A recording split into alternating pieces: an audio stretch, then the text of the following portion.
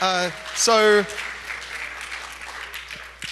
so we opened today's proceedings with a Python core developer talking about Python core development stuff. And because this is a Python conference, we are finishing the day with a PHP core developer talking about PHP core development stuff, which is very exciting and extremely on topic. I was going to introduce him, describing his Twitter biography. I don't think I can explain wrist spin in the time we have left. Probably not. So anyway, we have here an Australian PHP core developer. It's Adam Harvey. Please make him welcome.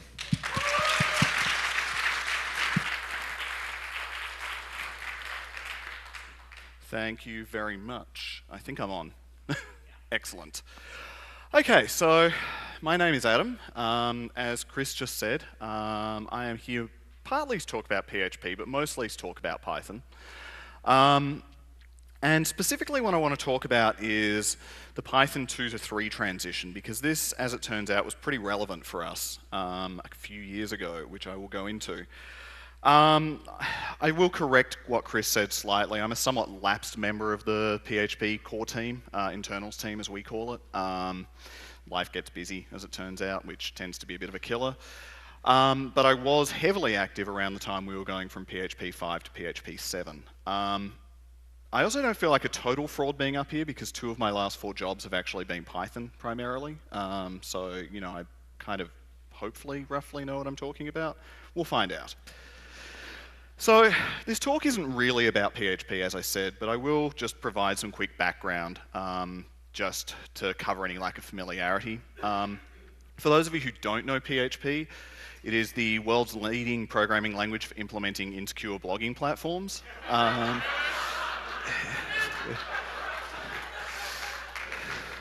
But it's also used more seriously for the back end for an awful lot of websites. Depending on who you ask, it is some truly astonishing percentage of the web is driven by PHP. PHP has been around a long time. It's actually about the same age as Python, give or take. It features an unusual versioning system based on Octal, but with some modifications. You will note that there is no 6. There's kind of some prefixes at some point. But the important part here is that the current versions are PHP 5 and PHP 7. And you can kind of, to a first approximation, if you think Python 2 and Python 3 for those, you're going to be pretty close to accurate. Like Python 3, PHP 7 was an attempt to, or is an attempt, to clean up some of the wartier parts of the language and runtime and hopefully bring users along for the ride. Something that was brought up a lot as we were doing this was the example of Python. So PHP 7 was released 3 years ago, give or take. Python 3 was released 10 years ago, give or take. So sort of at the time we were having a lot of these conversations, we had sort of 5 or 6 years of sort of Python 3 to draw on and experience to look at, to inform some of the decisions that we were making. So, sorry, I had to sneak that one in. Let's talk on a holistic level first about upgrades, and then I'll get more specific as we go. As developers, we tend, I guess, more towards the big change, rewrites, green fields. You know, everything will be better the next time around. Sometimes it works out. But if an established language upgrades in the forest and nobody can or will update, does the new version really exist?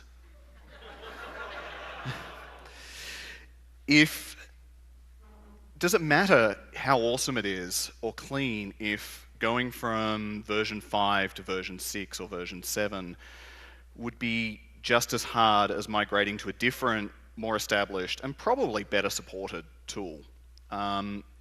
If it's that hard, why wouldn't your users just do that instead? So you end up with a balancing act. I like to think of it as, this is a second cricket reference actually. I like to think of it as trying to mix the carrot with the stick. The stick is really anything that breaks anything that your users are doing. Anything. Because it doesn't actually matter how well-founded the change is. It might be coming from a really good place. But change is scary, and you've just made a lot of people do a lot of work that they're often not going to be that excited about doing. And this This doesn't just apply to languages, this applies to like libraries. If you write code that's used by anyone else, possibly even yourself if you just have a bad memory, then you need to take this into account, because ideally, I guess you want people to use your code, probably, as long as you don't look at what you wrote last year. Since most people don't want to incur pain without gain, you also need carrots, preferably a veritable field of them. This is not actually a field, that was poorly written. There's also one other consideration. This is a slide that I've first wrote about 5 years ago. Your most important users have to avoid the sticks, and they don't get to enjoy the tasty, crunchy carrots that you just grew for them. Now, if you're developing programming languages, what I'm referring to is library authors and framework authors and contributors. Because chances are they're not going to be able to have a flag day. Like, if you run a website and you're like, hey, I want to use Python 3, and you've got an old Python 2 code base, you know, at this point, particularly because frameworks and CMSs have come along for the ride, you can just declare victory, right? You can do the work, you can stage it, you can, you know, run your tests that we definitely all have that cover everything. And eventually, you know, you just declare success and you push it out to production and everything just works, probably. And you're running on Python 3 and life is great. But if you're writing the frameworks underneath, think about it from this perspective. Your code had to work on the old version of the site, which is Python 2, and has to support the new version of the site, which is Python 3. Now, sure, maybe you do a framework upgrade at the same time, maybe it doesn't have to run the exact same code on the exact same version, but that's not necessarily true globally. So for a lot of users, your most important users when you're doing this kind of transition are the people who live in the middle, the sort of like murky green on that slide, which is the overlap between what code you can write in the old version and what code you can write in the new version. So for a lot of people in the Python transition, also the PHP transition, they weren't really writing code that used the full language. They weren't even writing code that used the full version of one version of the language or the other. They were writing code that had to use a subset, and it was the overlapping subset of the two languages. Or they had to come up with clever ways to write version-specific code, which also sucks. I mean, you know, like, there's no good options here. It's kind of painful for everyone. So the best way to reduce the pain and make it not suck is to make that little sliver in the middle as wide as possible. And, you know, I should have a little animation or something. But... So, let's talk about Python 3. Since I'm a bright, sunny sort of a person, let's start with the sticks. What made it hard to upgrade from Python 2 to Python 3, particularly in the early days of 3? And this isn't an exhaustive list. You know, there are, if you like vitriol and anger, I suggest Googling like Python 3 breakage or backward compatibility or something like that. There are a lot of really angry blogs out there. And some of them are actually pretty recent, which really surprised me. So what were the kinds of things that they were complaining about? Well, let's start with something simple. Oh no. Strings. Strings are a pernicious nest of stringy things, like snakes and pythons. They're also fundamental to kind of everything, right? You know, if you do almost anything, you're probably dealing with strings, even if you're doing like weird, you know, numerical computing, machine learning for blockchain type stuff. There's probably labels in there somewhere along the line because humans are still involved and humans mostly deal with words. So Python 3, of course, significantly changed the semantics of how you declared them, manipulated them, and used them. Now, because the Python core team are a very smart bunch of humans, they of course thought about how you were going to migrate from one to the other, and it was going to be great. And the intention at the time was that well-formed modern Python 2.6 code, 2.6 was the current version at the time 3.0 came out, could be transformed using 2 to 3. That was great in theory. There were two problems with this. The first was I didn't actually know anyone at the time who was writing well-formed Python 2.6 code because we're all deploying stuff to old CentOS servers running Python 2.3. So that kind of made it a little bit tricky. And definitely none of the major frameworks or libraries were, because they had the same problem. They had to support the people like me who were deploying to old servers because the university's IT department gave us nothing, and no, I'm not bitter. I'm not going to do this. So obviously this wasn't insurmountable. The tooling did get better as time went by. People dropped older versions. 6 became a thing, which was probably the single biggest thing, I think, that made the Python 2.3 overlap thing work. Once you could drop Python 2.5 support, it really wasn't actually that bad, because then most of the tooling worked for you. But there was one thing that I kind of looked at as a really tiny, one-character example of something that maybe didn't go so well, which was Python 2, later versions of Python 2 at least, had this concept of Unicode string literals. So you could declare it, and some Unicode rules would get applied, and you got like nicely formed, normalized Unicode out the other end. Something along those lines. I haven't actually written Python 2 Unicode code in a long time. But in Python 3.0, that prefix was removed. Your code was invalid if you were trying to use your Python 2 code that had Unicode string literals. This was eventually fixed. Python 3.3 had one of the funniest, most trivial little peps that you'll ever see. Guido's one-line response, I think, accepting it was, "It's one character, let's just do this." But basically, there was Python 3.3, I think, came out 4 years after Python 3.0, give or take. And that was a long period where, for want of one character, you couldn't have code that worked on both with certain semantics. Now, regular users, I don't know how much people were using Unicode string literals. I certainly didn't write very many, even at the time. But the PEP that reinstated this had feedback from a bunch of fairly well-known developers who I won't name and shame on stage, but I will name some of the projects. We're talking projects like Django, Flask, Pyramid, Workzug, which is probably not pronounced that way. Now I'm standing here saying that. Workzug? I don't know. But these projects were the underpinning. Okay. If worse comes to worse, I'm just going to turn that TV around, because that didn't drop out.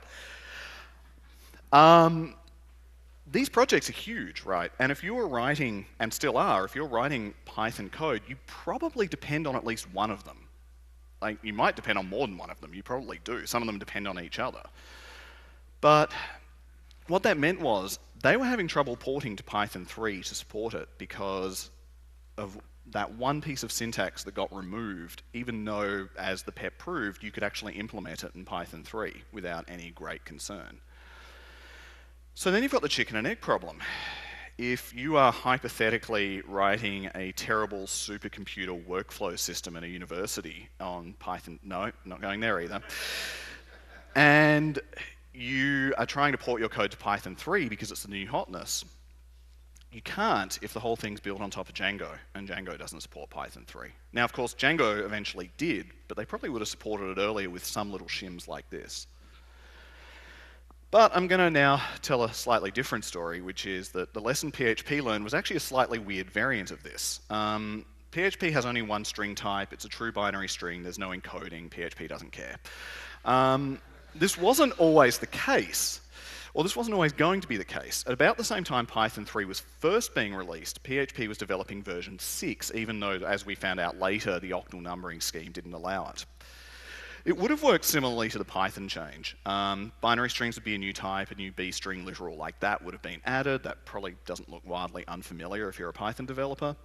And to ease adoption, like Python 2.6 did with the Unicode literals and raw strings and so on, PHP 5.3 included support for these literals, even though they did nothing special. Except in the end, PHP 6 never actually happened. The underlying implementation was terrible, it was slow, it turned out that no PHP user actually cared, which was really depressing for the people who'd put a lot of work into it, because everybody just started using UTF-8 and were going on with their lives, basically. But if you run the current version of PHP, it still supports B strings. And the reason for this is that a few really unfortunate, well-intentioned people had started porting their frameworks and libraries to use the new syntax. So we kept support for it. And one of the reasons why we didn't drop it in PHP 7.0, there was an IRC conversation I was in about this, was because we'd seen what had happened with Python, with Unicode strings. Another example of this was the iteration changes in Python 3. So in Python 3, lots of functions and things that return actual lists. In Python 2 now return iterators, view objects, etc. This is great. This is way, way better. I accidentally ran that in like my second day on the job on a production server that was running Python 2, and yeah, don't do that. So the problem was, though, again, so in Python 2, a lot of these functions had two variants. So like there was range and xrange, where xrange gave you an iterator. There was items and iteritems, depending on, and iteritems you got an iterator, items you got the actual list of like tuples of dictionary entries. My apologies to the captioner. Got that out in the end. So when you're porting code to Python 3, you either had to have version-specific code, you had to write a shim, and I don't think I'd really want to write a shim around a core object like dict, or you had to use a library like 6 to like smooth over, or you had subpar performance because you were actually generating real lists on Python 2. So what was the lesson that PHP learned on this one? This is actual examples from our wonderful standard library. As you can see, parameter ordering is hard. We could have changed this in PHP 7. Like, we talked about it, we could have put new stuff in a namespace, we could have, but what a lot of people really wanted to do was change these, like change the fundamental functions that were in the language. And we decided not to, and not because anybody likes this, it's a blight, like it's easy blog fodder for people to write equally angry blog posts about PHP. And trust me, there's a lot of those too. I read most of them. But it was better to keep the wart than it was to, I'm trying to think of a non-gross analogy, pull the wart off. Yeah, no. The point basically though is that code from 1998 still mostly works on PHP. Now, that may not be a good thing, but the thing was, it meant that our users could come along for the ride much better because, you know, PHP 7 also had carrots. I looked at a lot of carrot stock photos. There's a ton. So on the carrot side of the equation, here's what we learned from Python. I don't think I'm going to shock too many people if I say that Python 3 adoption was pretty slow early on. Part of that was what I've just talked about. Porting code wasn't as straightforward, I think, as it could have been, particularly in the sort of 3.0, 3.1 days. But there was another problem, which was, and I will say I kind of subscribed to this at the time, like 7 or 8 years ago, there weren't a lot of good reasons to. Like, okay, Python 3 had a higher number, so therefore it was obviously one better than Python 2. But there weren't actually a ton of reasons at the time to do it. There wasn't a lot of new functionality. I actually, as I was writing this talk, I went back and looked at the Python 3.0 release notes for the first time in probably 8 years. And one of the things that really shocked me, I'm not going to scroll through all of this, but there were really surprisingly few new features. Like, there was an improved integer type, which was a huge win, don't get me wrong. The new string semantics were obviously actually correct, which was good. Exception handling was better, and most importantly, I never ever had to remember the order of arguments for the super function ever again. Thank you, whoever did that, by the way, that was great. Because I need that memory space to remember whether it's needle haystack or haystack needle in PHP.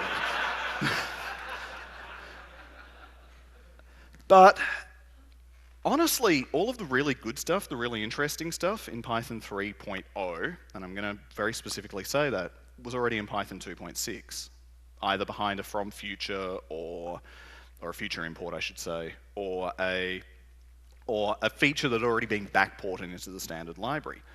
And those I could just use without porting my code. Like, I didn't have to do any work. I could just keep running Python, and you know, I worked at a university. Go to the pub at 3:30. That was what you did. Now, this of course has changed. Python 3 has lots of terrific stuff that you all use every day. Some of you who may have started after Python 3 really became a thing may never have known a world without some of these, and that's great. Ordered dictionaries came in 3.1. argparse, which is the first and for several years only command line flag parsing library I could actually remember, was in 3.2. Yield from, which basically made in my mind, generated as useful was in 3.3, async I/O, and so on and so forth. But the catch with that was that it meant that there weren't a lot of incentives to upgrade for quite some time after 3.0 came out. For most people I knew, it was really only about 3.3 and these are like non-core Python developers, these are just people who write Django sites and people who implement REST backends and people who process scientific data. It was really only about 3.3 that it became worthwhile to start thinking about. And that didn't take into account that a lot of the code they depended upon also hadn't been ported. So this is the same month 3.4 was released, March 2014. Only 2/3 of the, give or take, of the top 360 Python packages had been ported at the time. Now, I will admit this was biased towards the lower end of the top 360. Most of them are in like the 240 to 360 part of that list. But that's there were a long tail of things that hadn't been ported, and you really only needed to depend on 1 or 2 of them for that to be a problem. Like at that point, either you have to do the port yourself, or you have to re-implement it, or you have to go find something else. Maybe you have time for that, but a lot of the time, people don't. Lives are busy, like I said. Now, today, this is a much better story. And the reason for this is, I think, if you're going to move people's cheese, you have to provide a good enough reason for them to chase the cheese. Python 3 eventually did. And Python 3.7 today is so wildly superior to Python 2.7. I'm amazed there have been any angry blog posts this year, but they have been. But Python 3.0 to 3. Really didn't. And I think that was a huge part of the issue. So we looked at that in PHP because we wanted a quicker migration path. As Marietta touched on this morning, open source language runtimes have smaller teams than you think. Trying to maintain PHP 5 for several years in conjunction with PHP 7 just wasn't a viable option for us. If you look at the contributor numbers, I know it's a little bit small.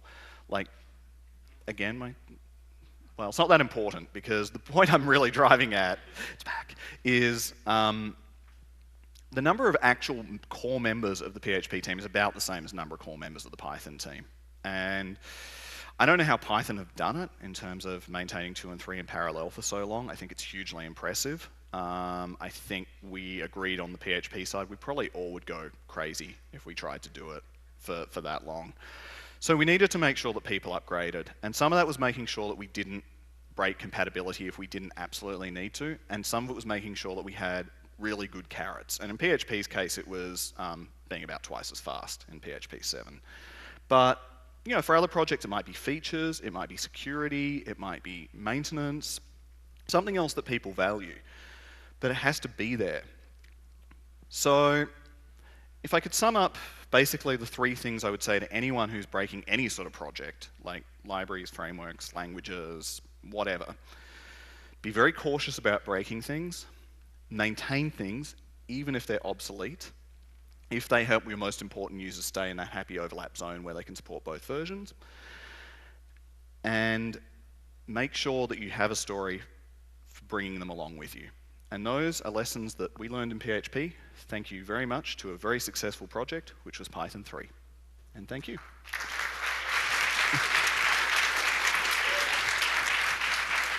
Thank you.